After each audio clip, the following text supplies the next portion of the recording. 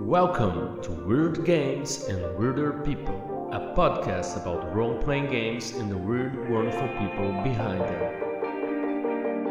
Hello, wonderful weirdos. This is Diogo Nogueira, and I have a very great guest for you today. I'm talking about Matt Finch, the creator of OSRIC, Wizardry, Quick Primer for Old School Gaming, Tome of Adventure Design, and so many other things. But before we get to it, I'd like to remind you that if you'd like to support the show, subscribe it wherever you listen to your podcast, leave us a review, and if you have any coins left, check out our show notes to get the link to our Ko-Fi where you can pay us a coffee or buy one of my games that I use the money to pay the bills of the podcast, like subscriptions and apps and everything. And please share around with your friends, with other creators that would like to enjoy these talks. But let's get back to Matt Finch, who is, for me, it's kind of the father of my OSR, and we talk about so many great things. We talk about the OSR, how we do not see it as something that caters to nostalgia. We talk about how we see it as something that prioritizes improvisation, open world, player agency. We talk about how the OSR feels for us a lot more fun for the GM, for the referee, because they kind of play and find out things with the players. We talk about his creative ritual, how he has his baseball cap that kind of helps him get into the moods, write those stuff, how he's fascinated by ancient Greek mythology. He gets really into it to find inspiration for his game and his creations. We talk about his next project, maybe a new quick primer for old school game that's going to be revised. We talk about city books with encounters, talk about mental health, hypnosis, his style of writing and game design. It was a really great chat, very insightful, and it's a little bit over 1 hour and a half, but for me it felt like short, and I feel like I had so many more things to ask Matt Finch, and hopefully we'll have him again in the show someday. So enjoy the chat and let's get weird with Matt Finch.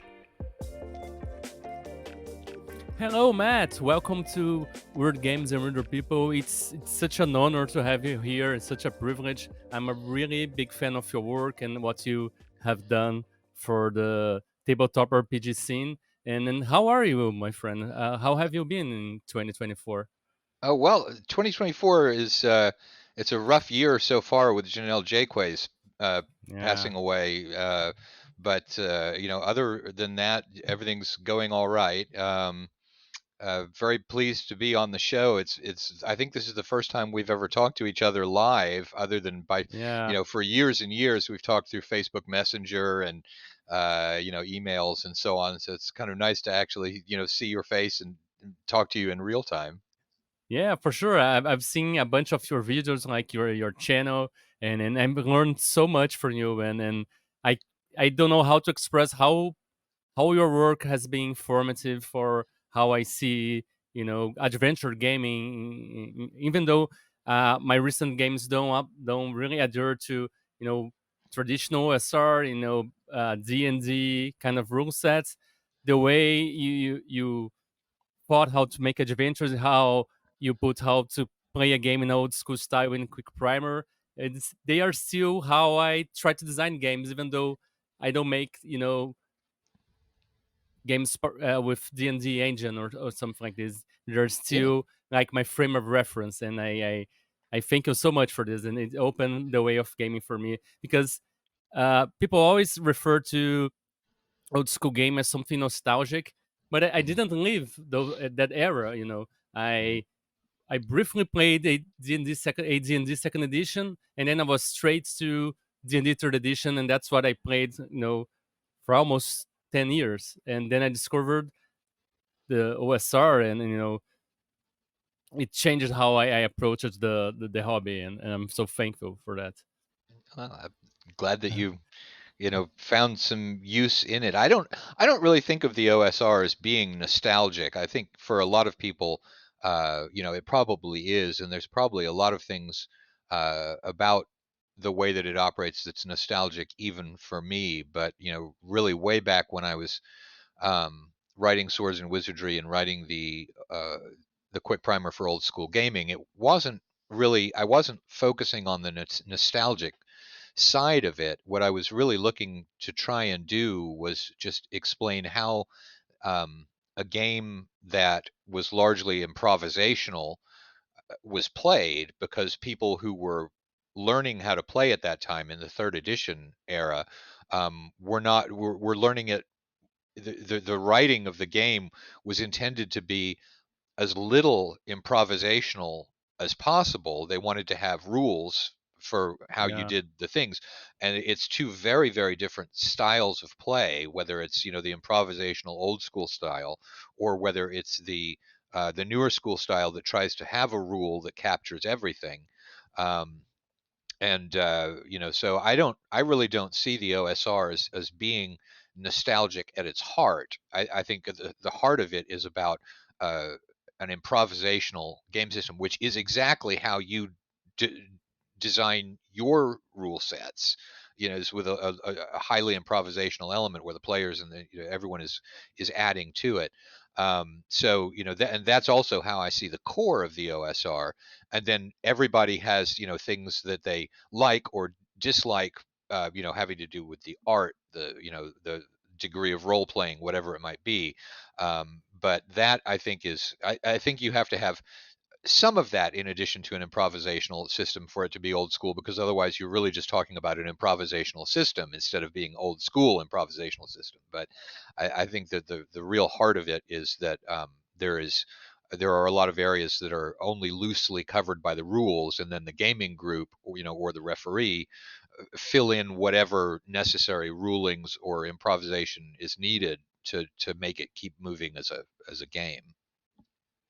Yeah, and that's how I like to approach the games too. And then I seek this kind of games that for me they're almost kind of a Lego set. They have all this structure, but you can take them apart and put together a little bit different and interpret them in different ways. Like the box is on a suggestion for Right. play, and you can make it your own, and that's fascinating for me.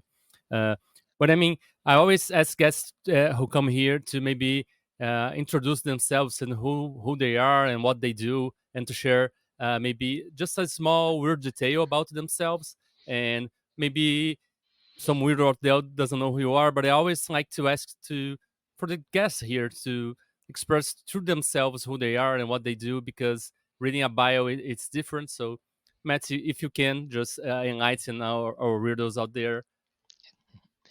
Well, first of all, I'm a weirdo like anybody else, who's likely listening to it. The I guess the important thing for why I'm on the show is because I wrote uh, probably what was the first pure retro clone of rules that was really trying to duplicate the rules of the game, which was OSRIC. And then I wrote Swords and Wizardry, which OSRIC was for first edition Advanced Dungeons and Dragons.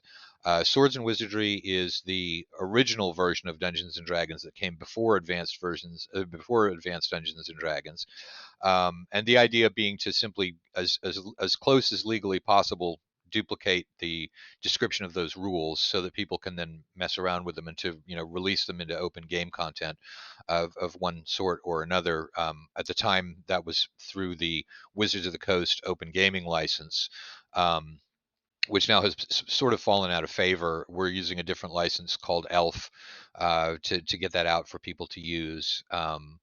And I wrote a little pamphlet called "The Quick Primer for Old School Gaming," which was really only intended as a quick introduction of how to do it. It's been taken as a kind of a manifesto of old school gaming, which it really Yeah, wasn't intended to be. Uh, it's widely discussed here in Brazil, like yeah, in podcasts, and it's and fantastic. Yeah. I'm going to have a revised 2024 version of that coming Oh, out great. with the Kickstarter that we're going to do in spring of 2024, which is a Kickstarter for some supplemental rules for Swords and Wizardry and a monster book. And one of the things in the supplemental rule book is going to, and we'll also release it separately, but is a revised version of that primer, because it is discussed. So, you don't want to change something that people view as a classic, because then it causes people don't know which version they're talking about. But the thing was that what I wrote it for in 2008, first of all, it was making comparisons to third edition Dungeons and Dragons. Yeah, a lot Dungeons has and changed. Dragons, Yeah, yeah, a lot has changed.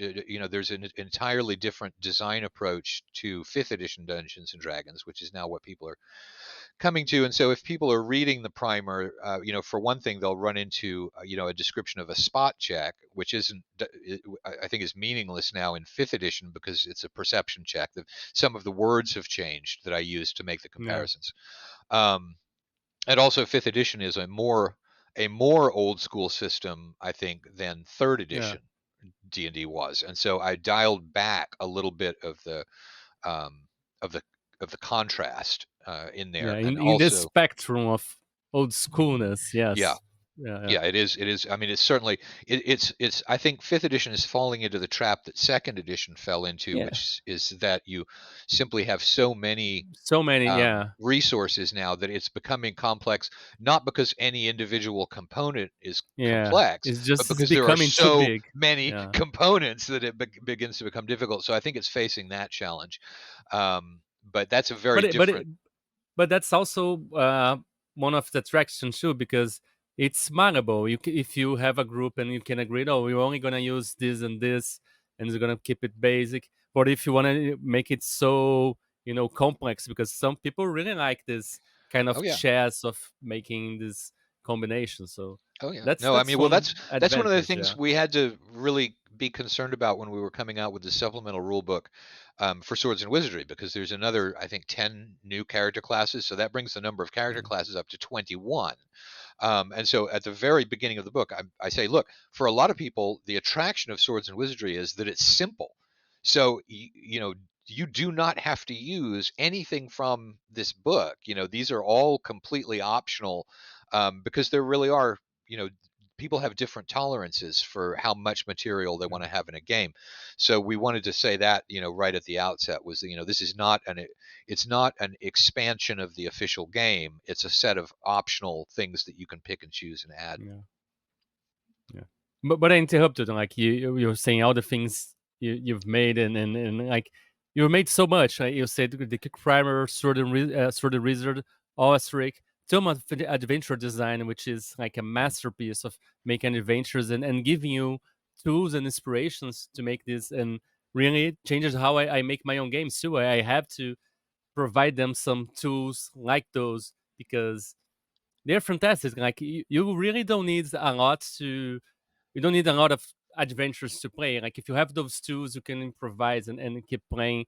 If it is a game of improvisation, as you said, like if Mhm. it's the OSR is really about improvisation. If you have a system that is easy for you, like to roll on the tables, have some ideas, and quickly come up with a monster or a situation, it's so easy. Like you said, third edition was really more about preparation. I am those cases of always being the GM, so Mhm. I would spend hours, stat blocks, preparing all kind of Yeah. situations. And back then in the 90s, we had this approach of the GM being a storyteller, so it was kind of railroady kind of GMing. So you have to Mhm. prepare everything because you have to be prepared for any if they're trying to screw up your story, Yeah. and the OSR taught me how to let go of this and have a lot more fun. I'm playing with the players. I don't have to be so worried about telling a story. I just prepare a situation and let's find out what happens. And Yeah. it's I think great. I think one of the real benefits of the old school, approach is for the referee, because I think it's more fun to play that way for the referee. There are more surprises, there's less preparation. You can get more into playing the game in your role than you can if you feel like you have to, have all of these, stat blocks. When we were selling, materials for third edition Dungeons and Dragons, I mean, the rule that you had in your head was that the people, what they're buying is stat blocks more than anything else. They're really not buying so much story. They're not really buying um, the atmosphere. They're mainly buying, what they're really willing to pay for is statistics, because that's what you needed. Yeah, that's true. We're bad math. Like Yeah. we get out of school and we hate math. No, let's Yeah. buy more math. You know. So, yeah. But I interrupted your game. But One thing I want to ask, like, who is Matt Finch outside of the tabletop RPG space? Well, gosh, I mean, it's taken up so much of my life that I'm not sure that there's a lot of me outside of tabletop gaming, to be honest. I like reading, like probably everybody in the hobby. So I've got the whole library. I like history. I like reading. Mystery novels is probably one of the things that's outside of the hobby entirely. Right now, I'm reading Tony Hillerman's Jim Chi and Joe Leaphorn books, which are set in the Navajo reservation in Arizona and New Mexico.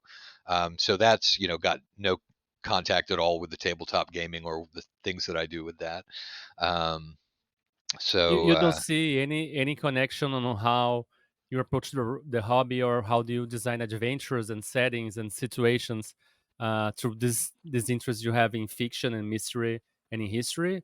Uh, Well, there's definitely a connection, between, particularly history, and all of that. But what I do when I'm relaxing, and not at a convention, is usually to sit and read a mystery novel or something like that. So that's I really don't read all that terribly much fantasy or swords and sorcery fiction anymore, mainly just because I've read most of the greats that mm, are out there, and so you're hit or miss with the modern yeah, writers nowadays, because some of them are writing from a background of Dungeons and Dragons, and that actually creeps into the fiction, and so yeah. uh, and then you're back at It's work kind of again. recycled, like a Yeah.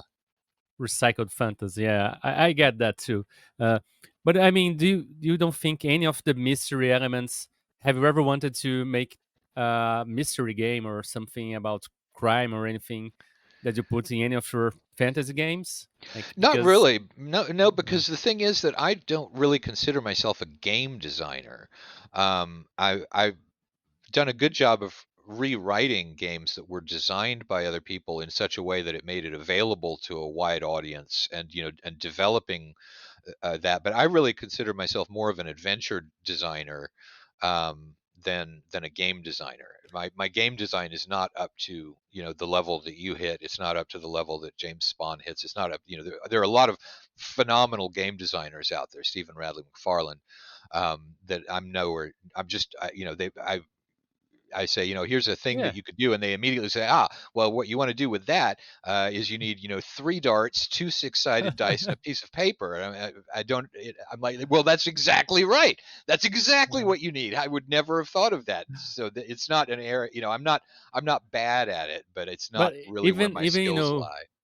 in adventures, like you don't have mystery in the adventures you like you say you're an adventure designer. uh because I don't know, I was wondering, just like your passions or things you're interested, sometimes they just could bring some like some reference, or if you just try not to cross one thing with another, like your fantasy and adventure with mystery, or it's just a curiosity, but Yeah, well, I mean, I don't yeah, try not to cross them, and I think that anything one of the best things that any DM can do is to read, because you just have all of these stories and story elements and things ready in the back of your yeah, head, when your players do something, you almost start talking before you realize, oh, okay, I know where I'm getting that yeah, I can this draw idea for that, yeah. from. So it definitely inspires the sorts of things that you run into in an adventure. But I don't deliberately try to say, okay, I'm enjoying a mystery novel, let me write a mystery game, or let me write a mystery adventure. That's not really the way that I do it. I come up with for an adventure, I come up with an idea for the adventure, and then start working from there, and it just develops where it develops. So How is that process? Like, how is your process of developing an adventure? Do you, or it varies so much you can have like pinpoints, or do you have a process to come up with ideas for your adventures? it varies a lot. I try and usually. I write a lot that don't go anywhere. Where I'll write just an introductory idea for something and it never goes anywhere. For the ones that do go somewhere, it's usually that I try and write a one paragraph description of whatever the idea was that I had in my head. And then um, from there, if it creates a visual picture of something that might happen at some point in the adventure that's a really good visual picture, then I take that and I might make a couple of notes about that.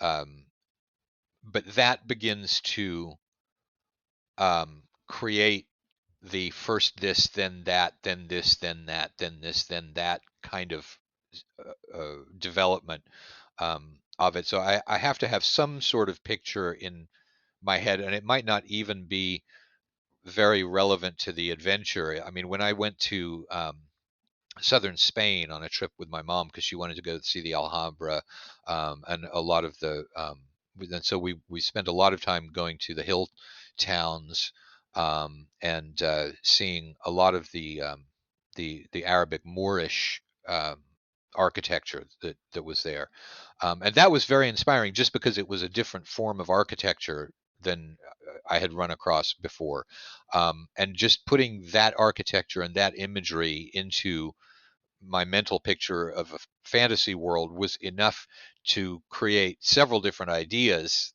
going forward, Yeah. even though it wasn't adventure components, but it was a powerful enough visual picture that it began creating its own adventure elements. Yeah, I love that. Especially, uh, I'm writing, Primal Quest, known about the this primal planets, in jungles, and when I go to the forest here in Brazil with my kid, and then you go into caverns, and, Hmm. and and I try to drawing as much as I can, like to get this feeling of being this the most primal thing I can get close to here, Hmm. in Rio de Janeiro, and so I get this, get inspired for where you are, even though it's not adventure, but you see architecture, you see a little bit of history. You can even picture things happening in that environment now, even though there's like other people walking around. It's it's great.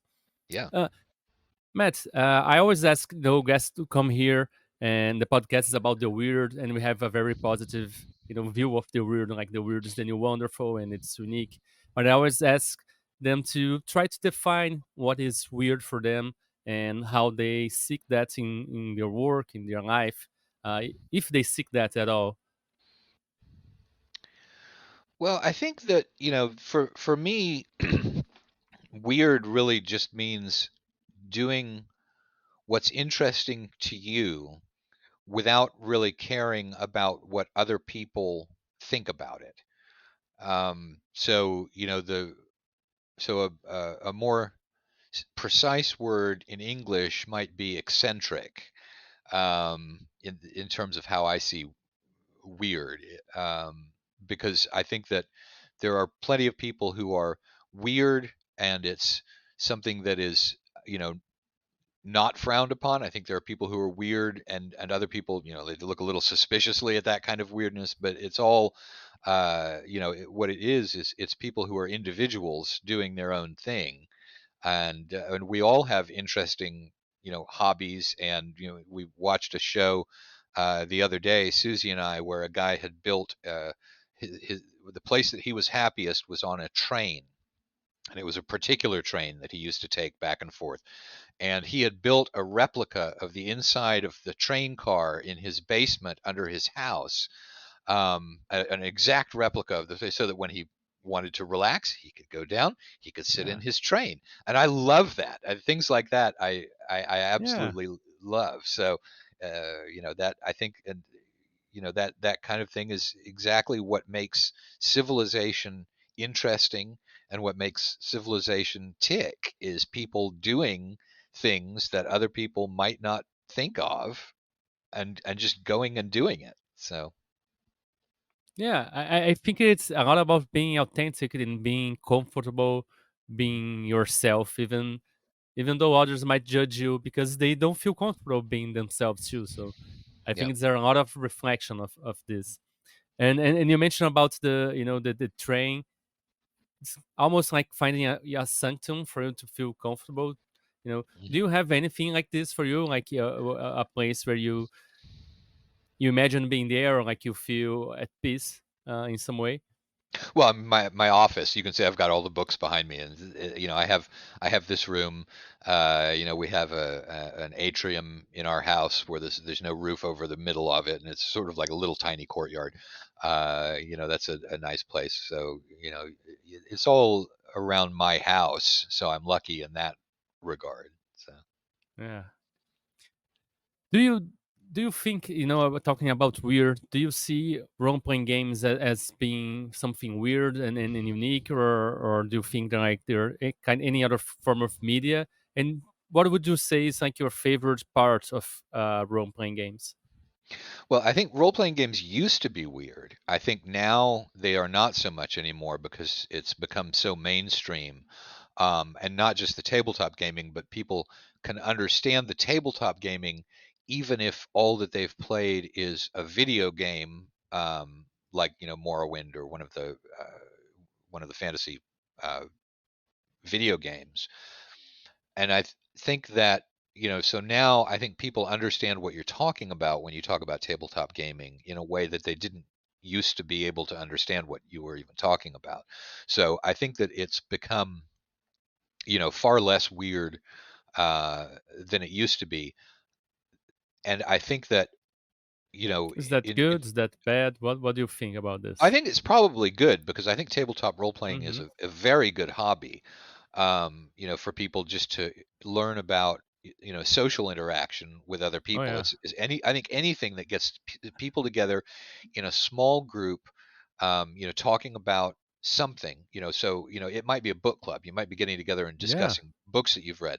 I think that a tabletop gaming is very much like a book club. It's very much like, um, any sort of small group activity where people interact, um, several times, on a regular basis. I think anything that gets people Great doing connections. that Yeah, is, yeah, I think anything that makes people do that is probably a good thing for society in general, because it's just, we're becoming so much less connected than we yeah. used We're to be. becoming very isolated. Yeah, Yeah, and so I think that it provides something that's very, very important, probably a lot more important than we think. And it's not so much because we're necessarily playing D&D or, or any particular game, but it's just that we're getting together, we're talking with people, we're interacting. it is. We're not sitting alone in suburban houses, eating a TV dinner, watching a television, and not interacting with anybody. Yeah, and I read a lot about philosophy because of anxiety, and try to calm my thoughts down. And one book I read was about ikigai, which is kind of a philosophy of uh, that exists in Japan and in other parts of the world, and it has a lot about to do with being connected and then having a community, and the place in the world people live the longest and live the healthiest are the places where the communities are a lot more connected. Like, we are not isolated in like large apartment buildings that we don't Hmm. even talk to the neighbors. Like, people see each other, talk to each other, they have meals together, they build connections, and it's so important, not only for mental health, but I think for physical health too. And RPGs do that, and I think so much more. For me, it's one of the healthiest hobbies anyone can get, because you get to read, you do math, you make friends, you solve problems, because it is about solving problems. Hmm. And you have to how to deal with opposing ideas.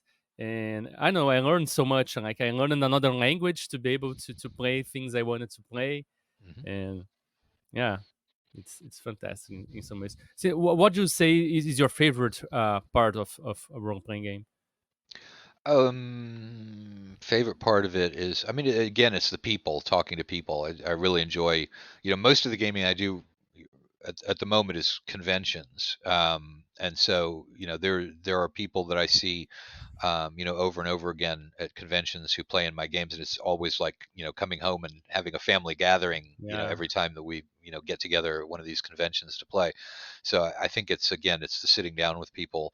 I mean, online gaming is fun, and it's probably Yeah. it's probably also beneficial though, in the same way that we were talking about the face-to-face groups. But I think that personal face-to-face connections are probably Oh yeah, the most important of the types of human interactions absolutely. that we Yeah. have. Although if the only thing that you can do is talk via Facebook, then that's better than nothing, I think. But Yeah. Everything that probably, is worth worth being done well, it's worth being done, as best as you can get. yeah. I love. I much prefer playing face to face and in a group and sitting on the table and arriving a little bit early, talking about our day, sharing Mhm. a meal, and then playing. Because online is almost always we're playing from 2 to 5, and usually people log from a little bit late, and then as soon as the game is out, everybody's out. So you don't get the hangouts part of it. That is Mm. so good, Yeah. the connection, as you said. So uh, I miss playing face to face so much, and it's getting harder. So yeah, it's one of my favorite parts when I go to conventions, and the podcast was born of my desire to continue having the conversations I was having at Gen Con this year. And I said I have to make this podcast and then invite people to talk to and connect, because that's the thing I love about going to the conventions and talking to people about stuff that doesn't even necessarily have to do with the games we're playing or anything like this. Yeah. Are you coming to Gen Con this coming year? I think I saw you Uh, were coming to Gamehole, or was it oh, Gary Con? I mean, there's a very small chance. Like we're seeing if I can go to a convention in Arizona. I think it's Game Expo. I have to check, Mhm. but we're seeing that's a possibility, and if that's possible, and then it's like a week before GaryCon, I can like extend the trip to get to GaryCon, because I never was able to Mhm. go. But usually when I go to since I went to Gen Con last year, this year like we save money, and if we have some uh my wife is gonna travel to attend her cousin's wedding that is in California, Mhm. so we don't have money like to do both travels. So like we Right. since I Right. went to Although, Gen Con last year, yeah, it's her turn to take a vacation as well, and then it's nice. yeah. But otherwise I would go to 2025 for Okay. Good. Gen Con. Or if like my games sell well and I have more money, who knows? I might Everybody, go. everybody hear that? Buy some of the games. Yeah. Matt, do you have any creative ritual for when you start working on your games or your adventures, or your resource that you make? Do you play music? Do you like invoke the muse in some way? Put on shoes or anything like this? Okay. Well, I used to, and so I think that I developed those really slowly. We've only moved into this house about a year ago. And so I really don't have a ritual now. It used to be that I would put on my baseball cap and and put on some music and write. And then we moved to Arizona, and then we moved to Indiana, and then we moved back to Houston, the Houston area, and that sort of got thrown off. So I'm expecting. I think I evolve those little rituals slowly based on where I am, and since I'm in a new place, it's going to be a new ritual. So I haven't really got one yet. I do very often listen to some sort of music that I've either heard so many times or that's not in English, so that I can't understand the lyrics. Because if I'm hearing the lyrics to the music, that tends to get in the way of what I'm Yeah, thinking, like an same interruption. thing here. But Yeah, so so I listen to things that are in other languages, and that actually works better, as a background sort of thing, or Gregorian chant, where it's in Latin. I don't understand any of the Latin, so but that's probably the one thing, is some kind of background music, but it can't be something where I understand it, that so it doesn't draws your break me. attention. Yeah, Yeah, that yeah. draws. Do you are you listening to anything in particular now? Like I recently found a band that's like a surf rock guitar, but with video game music to it, Mhm. inspired by Atari and really like old video games like Riverhead and stuff. and it's all instrumental, so it's great. It's called Go Aventura sobre o Céu. It's a Brazilian band, but it's all instrumental. It's Uh-huh. quite good. Do you have anything that you've been listening to recently to No, get you in the not mood? recently. I mean, the way that I tend to do it is just when I'm sitting down to write, I'll just click onto YouTube and see what the recommendations are, and it's I Oh, don't okay. use Spotify, so it's usually YouTube, and I'll listen to one or two things that are obviously going to you know be, and then if there's one that catches my attention as being the right kind of feel, then I'll Yeah, play yeah, that, and then I'll repeat it, and I'll repeat it, and I'll repeat it, and I'll repeat it. So uh, it's not yeah. normal music listening the way that I do it. Do you have anything that you listen when you're not writing, that you some favorite musician or band, or are you into music in general, or I'm really well. I mean, yes, I enjoy music, but I'm not into music, so I don't really have very many favorite bands. Um, in fact, I've got several, and I probably don't know the names of them. It's just a song that I hear, I'm like, I like yeah, this song. But I'm not. I don't have a very good ear for music. I hear sound as a song. I kind of hear as a single unit. For example, I can't. Most people pinpoint apparently instruments, and yeah, most people can say, ah, here's the bass line. Isn't that a neat bass line? And I'm like, I don't hear a bass line. It's just part of a single. So I really don't have a good ear for music. I enjoy it.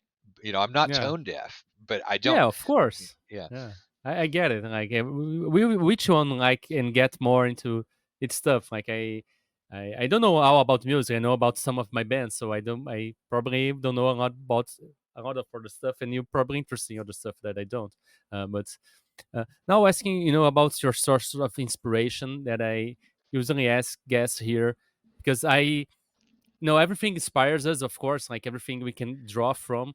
But is there one thing that I always see myself drawing to is like the cartoons and comics and movies of my childhood from like late 80s and early 90s. Do you have any, creative space you see yourself drawing a lot from, that is something that is part of, your creative imagination? Probably ancient Greek mythology, which is you in school you learn a very sanitized basic version of ancient Greek mythology, and there was a lot more to it that was going on. There are a lot of myths that really don't make it into the lists that most kids read.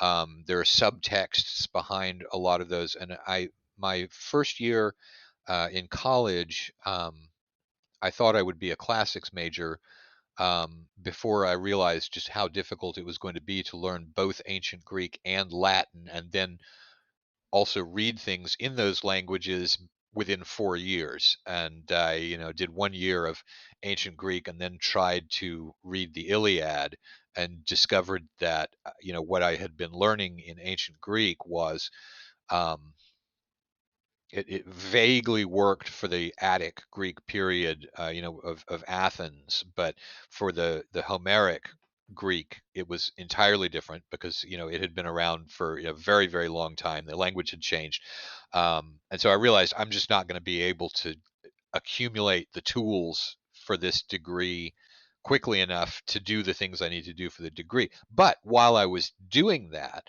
with ancient Greek, you begin to get a sense just from learning the language about the depths of some of the ways that it's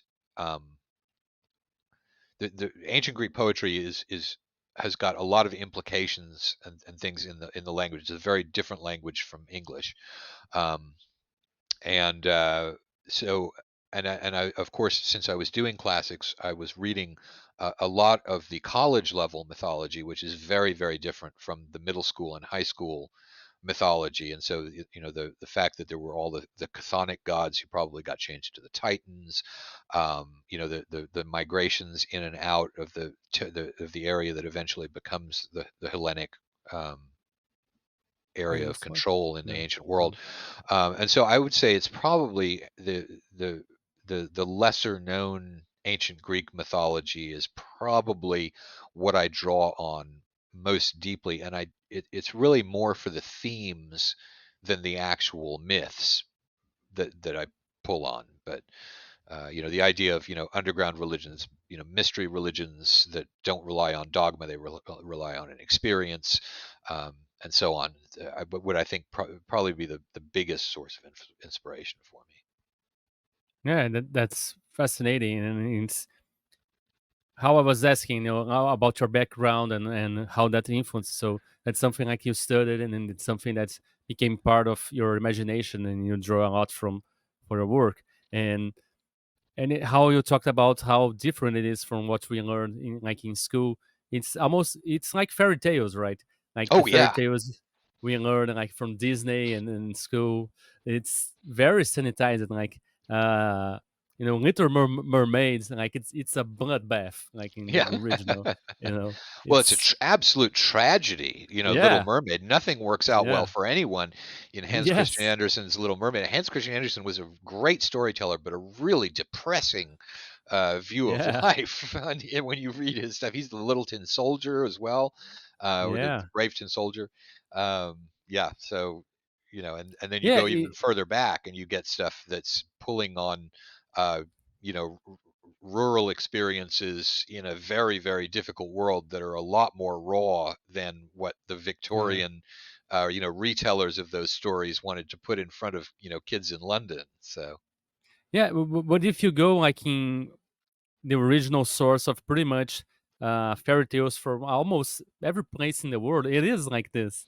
mhm. It is kind of terrible. Like I've read some Russian fairy tales, some Oh fairy tales, from yes. African cultures, and they all have really horrific stuff. Like they almost like horror stories in some ways Hmm. because I don't know, now I'm thinking about how like our parents learn how to educate us through fear, and it kind of relates. Like fairy tales are like educational tools, and they were made to educate through fear. I think in some way, so that Well, kind I of think makes sense.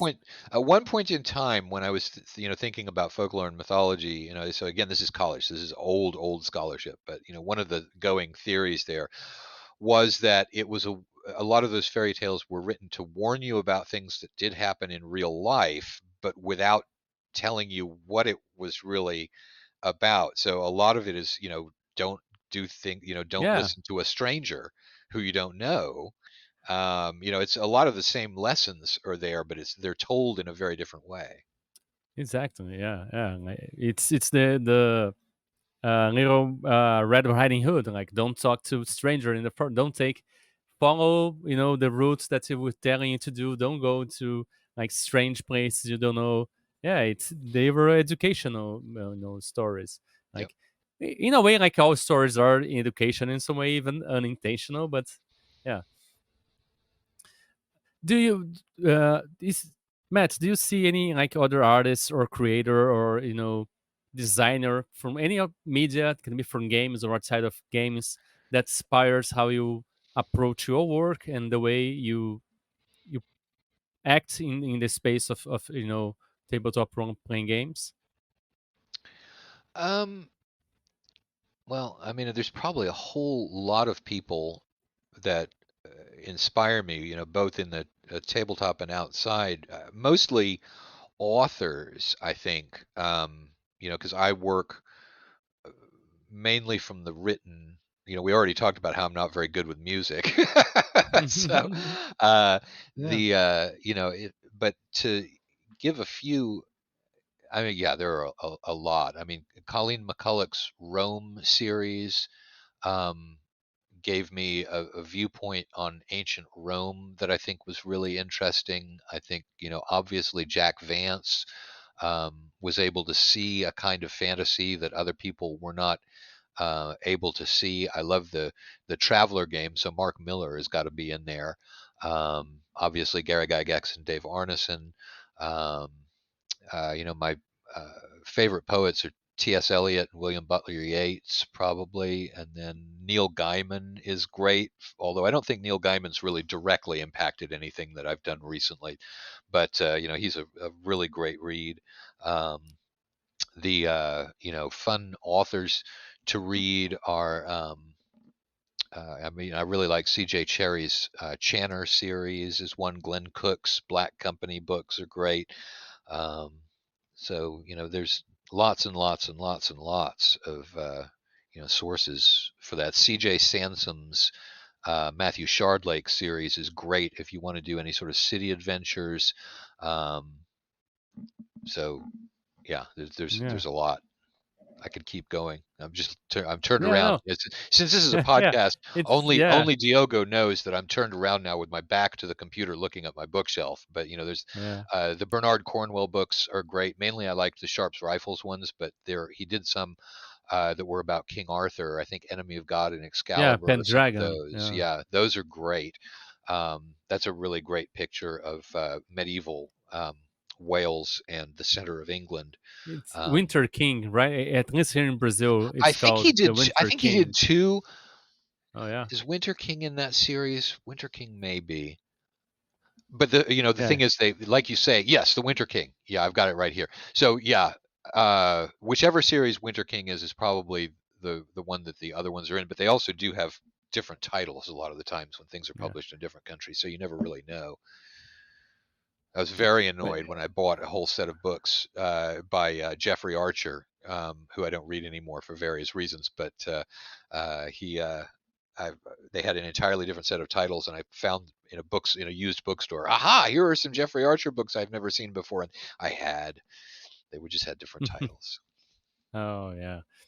And I was really curious about like, have you ever like studied the process or the way any of those authors do their work, and that influence how you do your work in any way? I mean, No, probably no, I don't. Gygax Anderson or anything, or no?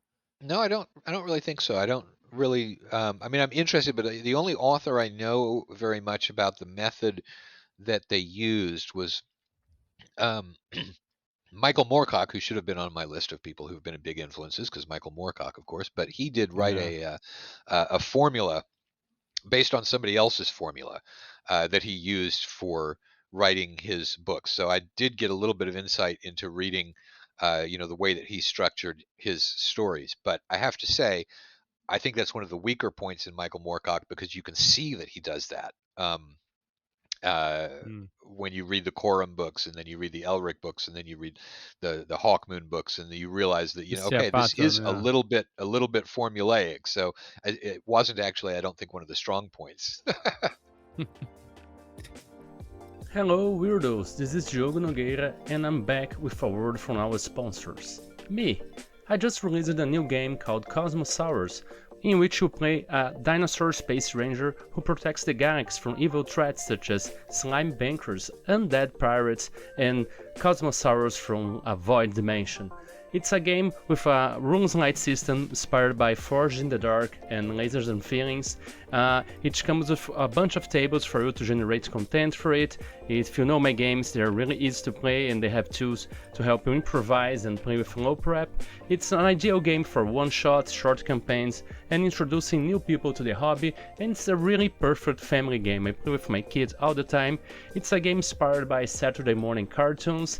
It's really well illustrated by Lucas Kowalski from Poland, and with a great layout by Guilherme Gontijo. It's a really fun game. You should check it out on DriveThruRPG, itch.io, or exclusively in print on exaltedfuneral.com. I have many other games there, check them out. All the links are in the show notes, so click there. And let's get back to Weird with our chat. Are you working on any new book or adventure that you would like to talk us about? I know Tome of Adventure Design app is coming out, and I'm very excited about it. Like the book is fantastic, and then having a tool to use. You should already have the app. Do you not have yours yet? Oh, I didn't download the final version. Like it is already out, Yeah, it and is. then okay. I'll make sure that we get your. Yeah, so I need to make sure that you've got that because No, we've already I probably have it. I have fulfilled it that on the one. Steam, and I had the beta one. Okay. Yeah. All right. So we I, need to make sure we get you that if you and don't already have it. you We're mentioned yeah we're the Kickstarter that's coming in spring, and Yeah, Can you? we've got a lot of things coming out this year. Yeah. There's so many that we can't do Kickstarters for all of them. So we're going to release some of these as just for people to buy. We're going to come out with a okay. So there's the Kickstarter, the two Kickstarters that we're planning on for this coming year. The first one in the spring will be for the supplemental Swords and Wizardry book, and then a monster book for Swords and Wizardry. And the second Kickstarter is going to, assuming it all comes together, is going to be for OSRIC, and we're going to publish OSRIC as well under Mythmere Mm, Games. And then in terms of other, and so both of those will have little things that go out with the Kickstarters as well, but those will all be rules related type of things, like probably for OSRIC and possibly for Swords and Wizardry as well. A separate PDF that people can do a print on demand for each of the character classes, at least the ones that have spells, maybe with a little pre-generated character sheet so that people can just hand out, here's a character yeah. and the rules Yeah. for that character. So things, they're rules related. And then we're coming out with also in terms of rules, um, we're going to do a relayout and a slight revision to Swords and Wizardry White Box, because when I was doing the Swords and Wizardry Revised Complete, we added some things in that actually dated back to White Box, like random castles, things like that. And so we're putting those into White Box, and then that's really part of a two-step process, because White Box is going out as the retro clone, as the original rules, and then in the again sometime in the spring, James Spahn is going to be coming out with an expanded white box. So there will basically be two books, one of which is the original with and staying very tightly with the rules, and then James's, I think, makes a couple of little rules tweaks, like he only uses a D20 and a D6, but he has new character classes, and so there's a 1-2 development there for white box. We're also almost entirely done with the City Encounters book, which is something that we haven't published in many years, probably at least 10 years. Um, and that is there's 200 daytime encounters in a city, 200 nighttime encounters in a city, and also each of those encounters has various different possibilities in terms of who the NPC is, what they're doing might be different, the reason they're doing it might be different, the person who's following them might be different. So there are Nice. Yeah. various different options. Even if you roll the same thing Very twice, reusable. Yeah. you've got the ability to, or and it's really, I wasn't so much focused on reusability, because 400 encounters is more than anyone. You're not going to begin Yeah. re-rolling things very anytime soon. But what I was thinking about was that in one group you may have a paladin and a cleric, and everybody is very, very good and very, very heroic, and that is going to need you're looking for one sort of encounter. Or you might have a group of characters where there's an assassin, a thief, and they're all pretty much Yeah. anti-heroes, and they need a different sort of encounter. And so for those, it was a way of letting the referee look at, here's a basic idea of what you've Like encountered, but now with you can, dials, you can right dial now up you can, and dial down. Yeah. exactly. Perfect. And that one is probably coming out fairly soon. We're almost done. We're in editing right now. We've got all of the art, so probably in a few days we'll send the first proof over to Drive Through RPG, because we'll probably do it as print on demand. And then that could be anywhere from 1 to 3 months getting the proofs, because it's very slow getting the proofs back and making the revisions on that. So it's not coming out instantly, but that will be out fairly soon. Um, and so, between White Box, OSRIC, Swords and Wizardry supplements, City Encounters, probably a couple of modules that will go with that. I want to do a relayout of Tomb of the Iron God, which is one of the Awesome. Yeah. modules that I've written that I like, but I did my own layout. I adapted it to a campaign, so I'd like It's to a come great out with. model. Yeah. Thank you. I'd like to come out with one, really professional looking version of that to have out there. So we're doing a lot of things this year. And what did you say is your favorite weird elements of all of those uh, releases that you're preparing? Like, what is the weirdest thing that's got you excited about maybe one of them, or just one of that you want to share that people will get maybe excited how. Well, I think one of Yeah. the things is that when the supplemental rules for Swords and Wizardry involve some new character classes, and um, I really do like we've got uh, there's in addition to a regular barbarian, we've also got a wrath chanter. We separated the idea of a barbarian who is simply somebody who was raised in the wilderness in a tribal society from a berserker, and so we've got basically a berserker type in there, who's somebody who can become Enraged and yeah. well, but what it is the way that we described it was that they're filled with a battle spirit, and there are a certain number of these battle spirits out there, and that basically came from Joe Abercrombie. Although I think the very first berserker in the world is probably Achilles, going back to the ancient Greek, the Achilleus, when Patroclus dies. And he stands up on the rampart and shouts 3 times, and every time that he shouts, it disrupts the whole battle, and Oh then yeah. the rage. The first word in the Iliad is wrath, rage. And it's because, again, ancient Greek follows a different word order. It can come in any word order, and so the poetics of what they would do would be to emphasize a word. You could move it to the beginning of the sentence and still have it work. So the actual first sentence is works out to be uh, wrath. Uh, O Muse, help me to tell of Pelion Achilles. Um, so anyway, the first word of the Iliad is wrath, Yeah. and so he's, I think, the prototypical berserker. Um, so anyway, but what I was answering the question was about what are the weird elements, and I think that some of these character classes that we've got in the supplemental book, because we've got that, and we've got a demon hunter, who is somebody who can smell the presence of demons and can identify a lycanthrope, and that those are some of the Nice. things that they Yeah. develop with levels.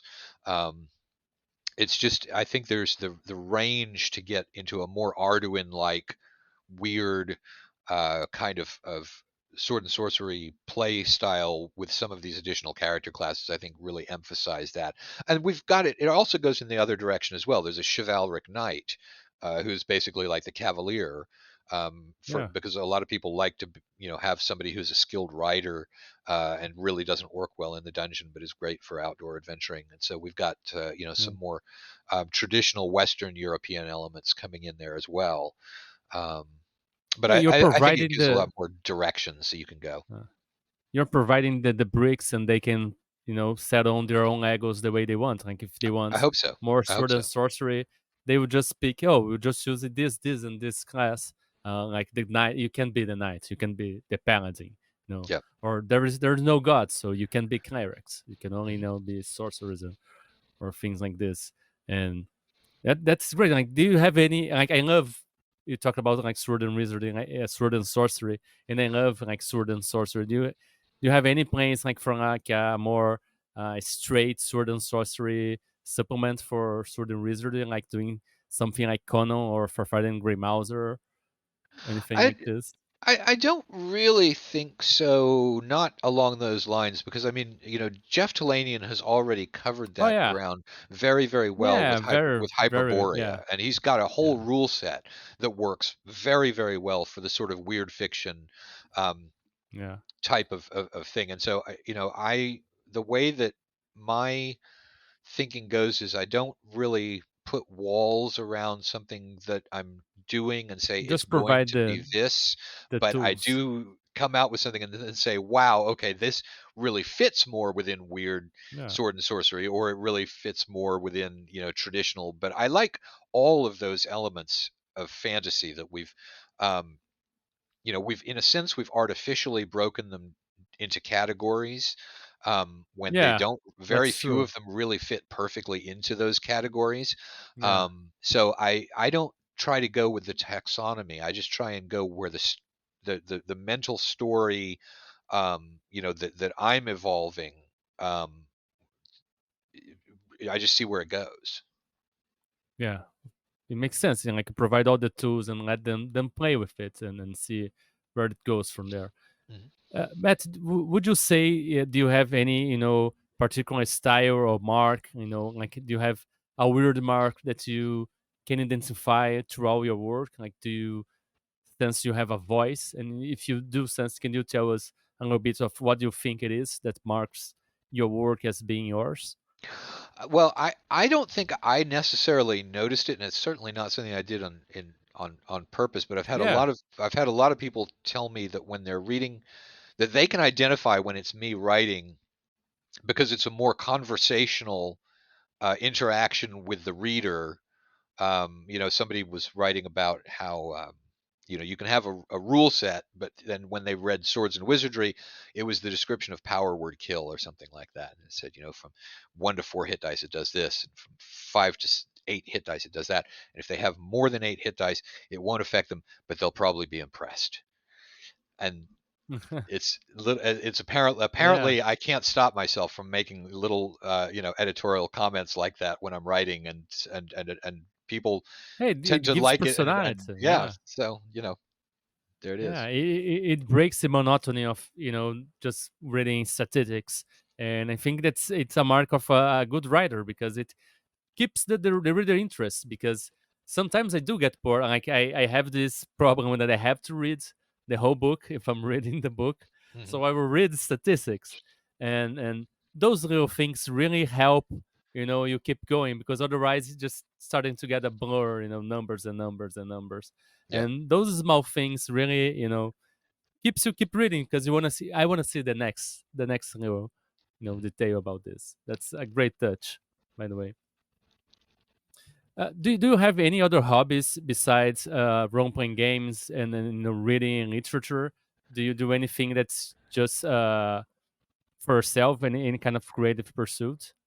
It's mainly reading, I think, is what I do, in my spare time. Like I said, mystery novels. I don't have anything that I really pursue as a hobby in the sense of doing something or developing skills at it. For a while, I was painting the miniature terrain. Back when I was doing the online game and Yeah. was using terrain for that, and that filled up a hobby slot. But I think really it's just reading for the most part. Yeah, it's also a great hobby, and miniatures can be really time consuming, Oh yeah. but it look at great, like the visions, like when you film it through the doorways, Hmm. those things were look at really really great.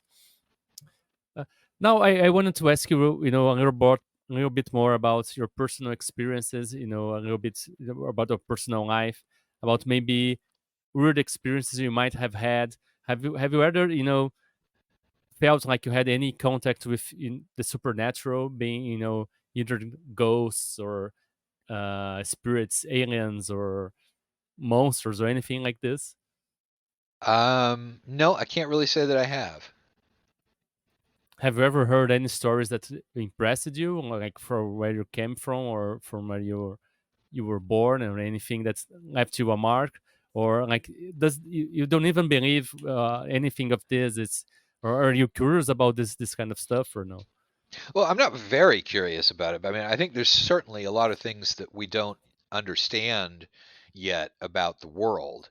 But I haven't so much run into it. And the other thing is that, since I've got, at one point diagnosed with bipolar disorder, I'm very suspicious of something that has where my brain tells me we need to feel afraid or we need to feel something. And if it's an emotion that my brain is telling me about, then I'm very, very suspicious that it might not be, something from the outside, that it might be something coming from the inside in my case. And, one of the interesting things I did have happen was when I was in a very manic episode. I had my uh, mental monologue, I guess people call it, the voice in your head. But the problem was I Mhm. had I had two more of them begin interrupting the voice that was in my head, and that's apparently characteristic of uh, something or other dysphoria. It's one of the different types of dysphorias. Um, anyway, but it's so manic dysphoria maybe. But so that was really interesting because what it was that I just because of things going haywire. Um, I got a little bit of insight into the way that my brain works, which is, not only do I have the one monologue, but that monologue is probably listening to other ones that are playing at the Hmm. same time. And normally you can't hear the ones in the background, but I was able to, have those other ones interrupting. So that was really interesting in terms of mental processes and such, but I couldn't really call it. So it's weird, but it's not Yeah. supernatural, I don't think. Wow, it's really weird. And have has this ever happened any other time, or just that once? Just the one time I was driving Yeah. driving in the car and really had to think about whether I ought to get off the road because it was very, it was very, very Yeah. strange what was going on in my head. And so then they got into an argument about whether we should get off the road. So that, it didn't Yeah. help much. But uh, I'm sorry if you want to talk about, we don't have to. But you mentioned about having bipolar disorder, and I was wondering if you would like to, if you would talk about how that affects your work and your life, just like in the routine, and how it is to be a creator, dealing with it. well, I mean, the first thing is, it's not 100% clear that I've actually got bipolar disorder, and if I do, No, okay. it's what's called type 2. I have been diagnosed with it. But what I have is called type 2 bipolar disorder, which is not nearly as bad as the type 1 bipolar disorder that people talk about. Type 2 bipolar disorder isn't usually characterized with manic episodes. It's characterized with hypomanic episodes, which are great. It's a high energy level. It means you don't need to sleep and you've got a lot of creativity going. So that's actually good. Um, it's also characterized by depression a bit more than the Yeah, type one, but really, there's the type there's two. there's good I sides and bad sides. Like Yeah. I have autism, and there's good side. Like my hyper focus, I can get really into the stuff that I love, Mhm. but also I can forget everything. So it's a good side and bad side, right? Yeah. But so I really haven't had much with the with me, the only real problem with the bipolar happened when I got some antidepressants prescribed for me. And if you do have type 2 bipolar disorder, you have to take a mood stabilizer if you're going to take Mhm. antidepressants, or it will boost you up into a full-on manic episode, which was what happened when I had those Mm. voices, going in the head. So, but really it hasn't caused much in the way of problems for me, because when I say bipolar disorder, people take that as being a much more serious form of bipolar disorder than what I actually have, which I think the current view on how to Yeah, handle type 2 bipolar disorder is you don't even take medication for it anymore. You did back when I first was diagnosed with it, but I think nowadays, what they say is you don't even, try to medicate that. So, yeah. I don't know. I mean, with autism too, like I say, like I have autism, and I even had a coworker said to me, "No, you're not." Like even I have a diagnosis and everything, but and I think everything is a spectrum, right? Like like every autistic person is different. Like every person that has bipolar disorder is different, because Mhm. it does always manifesting like in subtle different ways in each person. Like we don't have all the symptoms. Like everybody doesn't have all the symptoms, so it's different. So medication too can work for some people, and different medication can work for others, and some people don't need and deal with that in other ways. So Yeah, that can I vary think a lot, right? we still have a lot to learn about the way Yeah, that the human mind functions. we learned a lot. We know like a lot more than like 20 years ago, like a lot more. But Oh it's yeah. still very early, and we're still learning. But it helps already. Like I have anxiety too, and I take medication for that, and it helps a lot. Mhm. Yeah. And have you ever had any other weird experiences, like out of body experiences, or if you want to talk about any kind of near death experiences, or meditation, hypnosis, or anything like this? No, we tried hypnosis when I was in middle school and it didn't really work. I've led a fairly boring life in terms of interesting, weird things happening to me. I can't really But say that I've had any of those. sometimes those things happen. Like sometimes people into meals get those psychedelic experiences through rhythm and just getting to this kind of states, or even if you're like a spiritual person, religious person, some people get those, transcendation, get into a trance or anything like this. Do you have a religion? Do you consider yourself a spiritual person, or do you have any kind of philosophy, or anything that helps you guide in through life in difficult situations, anything like this? Well, I'm a secular humanist, so I mean I'm an atheist. The but I think that requires a higher level of morality by people than most of the religions uh, try and get people to do. I think we're all in it together, and I think we need to look past an awful lot of the divisions that we make among people, and basically see that humankind is all in this together, and it's not a race to finish first. It's a race to bring across whoever's having the most trouble. um, and so that's sort of the way you know my overall morality is, don't treat people as objects. Treat them as people. And so that's Yeah, I think relatively simple. It doesn't it doesn't have a belief structure behind it. So yeah. There's this phrase that I love that says, uh, "People are never a mean. People are always an end." So you can never like never treat anyone as a mean to get somewhere. People right. are always an end. They're always the final thing that matter more than anything else. And then that's very very different to teach. And I don't know, you live in the United States. In the United States it's all about like individual rights, and sometimes more that's than in the collectivity. And how do you see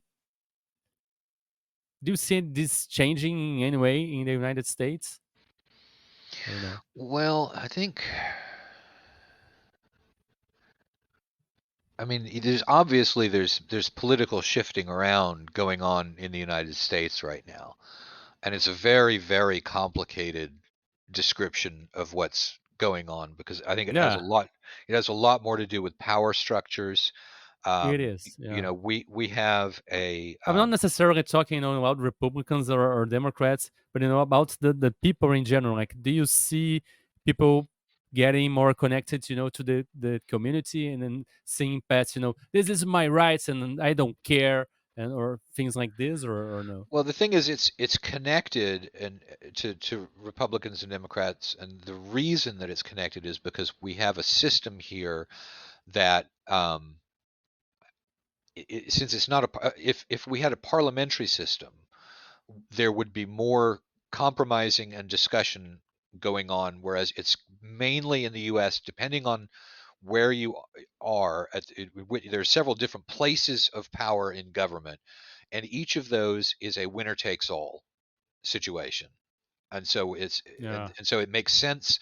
If there's anything you want to get done in the United States, you have to be in your best bet is to pick one out of two political parties, because the third parties are not going to have any effect on that. that's true.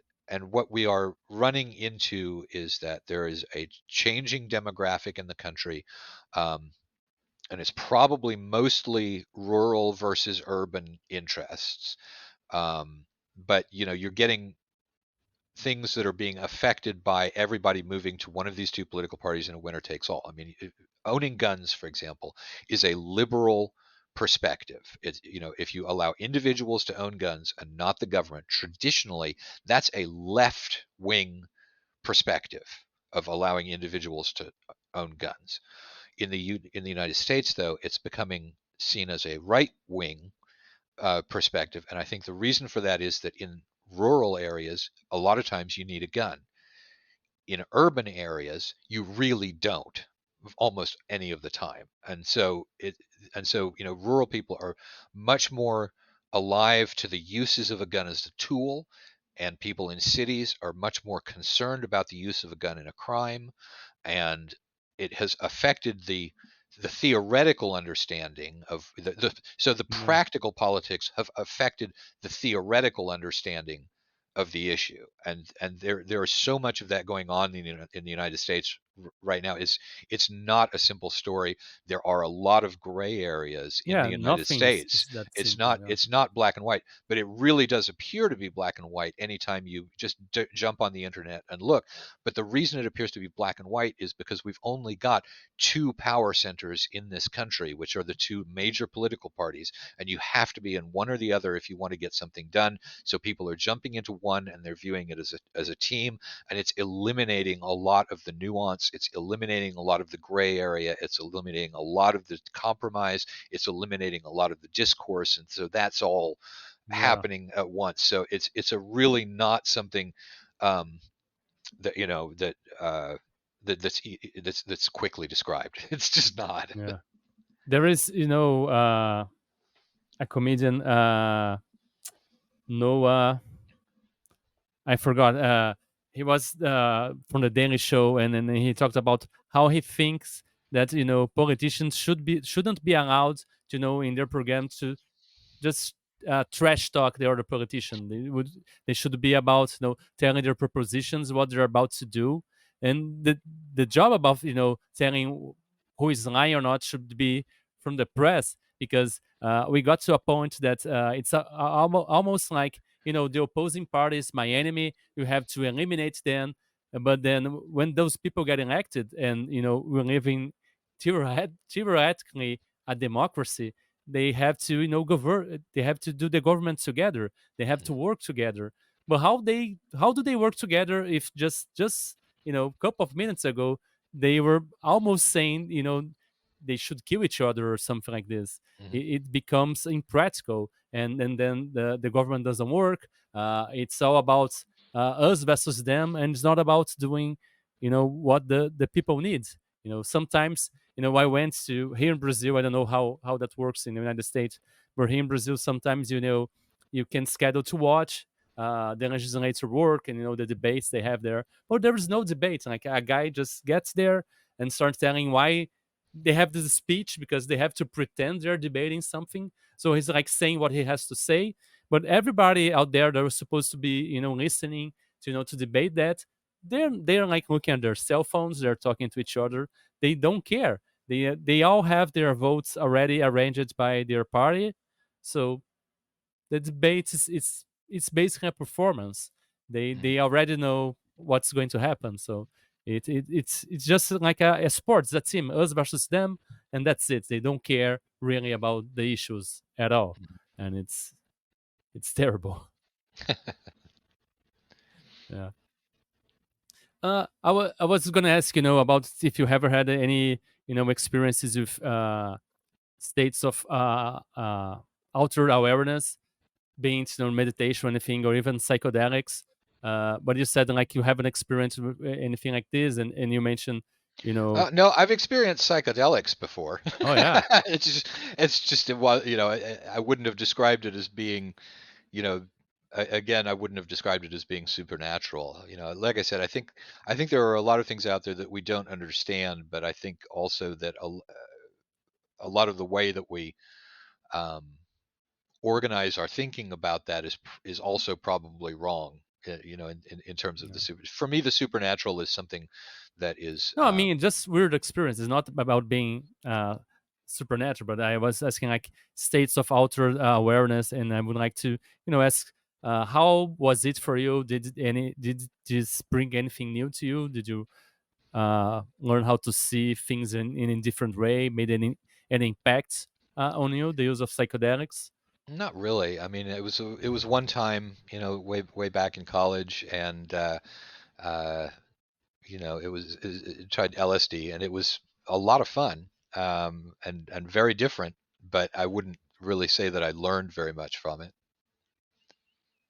Yeah, it's about setting too. Sometimes you it can be just for fun, but you can use it to explore something as well, as like some people are exploring in research and stuff.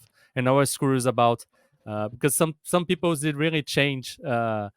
I'm pretty sure some of the ideas I'm having for some of my games I wouldn't have had if I haven't tried psychedelics a couple of years ago, dealing with anxiety and Yeah. having panic attacks, and they're yeah they are fun too, but they research compare them to deep meditation sometimes. So I've managed to to process some stuff through them, and that's why sometimes I ask, because I don't know, Yeah, I just mean, curiosity. in that respect, I'm pretty boring, really.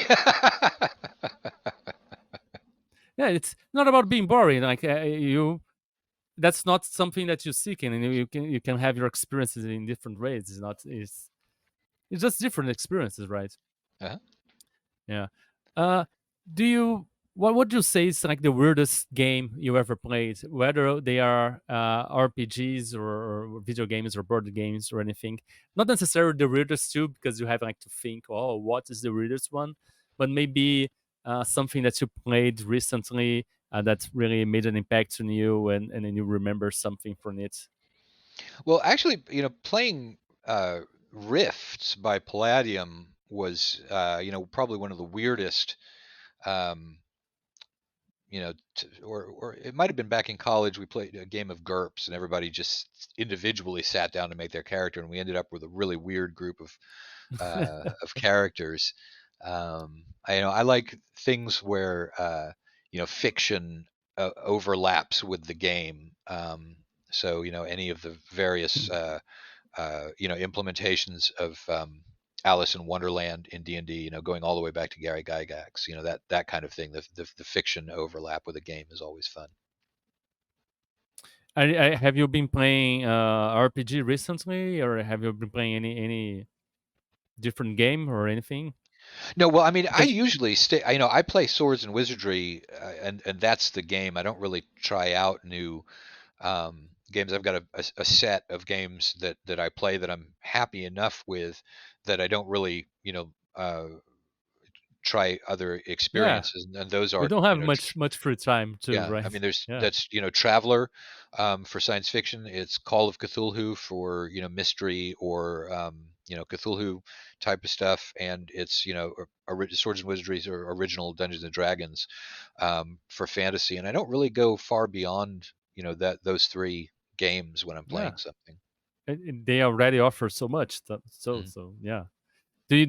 Have you checked out the Mongoose Traveler, or do you like play the classic Traveler that you had I play from the before? I play the classic, but I have looked at the Mongoose one, and it looks like it's pretty good. But Yeah, yeah. I'm enjoying it because I don't have the classic one, so Mm. that's what I got, and I do enjoy it, and I think they're like the new versions is getting um, better. I think in some ways Mhm. they're presenting it in a easier way. Well, Matt, and if you I really like the Third Imperium setting too. So the things that have that in there are nice as well, which actually uh, wasn't in the very classic Traveler. But sorry, I yeah, interrupted you. Go ahead. I don't have much of the setting, but yeah, I'm gonna check that out. What do you like about the Third Imperium? Can you tell a little bit about it for us? Well, Or it's just the setting in which you've got an empire, and the empire rules the empty space, but not the planets. The planets mm, are all individually, by whatever form of government they have, and then they're part of the Imperium, and they pay taxes to have the Imperial Navy guard, the spaceways from pirates and so on and so forth. But it's um, and it came from some books. I think Flandry or Landry, but they were actually somebody had written something which Mark Miller read and basically adapted um, to it. But those are good books too. They're fun. yeah, well, it's sounds an interesting way to see the Empire and each planet's being part of it, and a little bit less dystopian, I guess. Mhm. Matt, if you could have any superpower, and from comics or fiction RPGs or whatever, and what would you choose, and what would be the first thing you would do with it? I'd fly and I'd fly. Any particular place, or just for the sensation of Just flying? just for the sensation of flying. I think it'd be great. Yeah, You probably it couldn't does. get probably couldn't get very far. You'd need to have goggles and protective stuff from the if to get up to a plane's airspeed. But I think Yeah, being able to well, go up in the air would be really really neat. superheroes logic, like you'll fly, you'll be fine for some reason. Like, yeah, the physics don't apply while you're flying. So yeah, Yeah, you definitely that don't. does sound good. You It's don't want something to that go I through a always dream about. you don't want to go through a sandstorm at 120 miles an hour. That's for sure.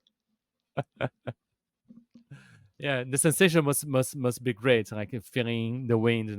I I love like breeze, like going to a forest, or like in the mountains, and just feeling like the air blowing, and being able to like to fly, and go to places, right, too. Like Mhm. yeah, I can go to Gen Con because I don't have to Yeah, pay that would be a use. tickets. Yeah, You want to keep your airspeed down to about 40 miles an hour, but you can get yeah, pretty far at 40 miles an hour. So yeah.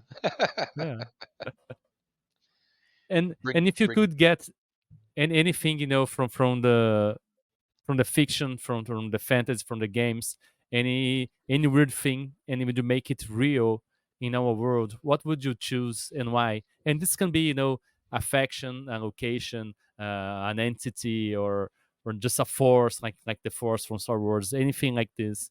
What would you choose to make it real? Oh, what would I choose to make real? Huh. Faster than light travel, And why? because then we could, get to some of these exoplanets that we're discovering recently, and hopefully some of those would support life, and get to several different planets. And So, ensure the survival of our species, yeah, as we are destroying this place. yeah. Well, do, that's a do you think possibility. about this? Do you think about this?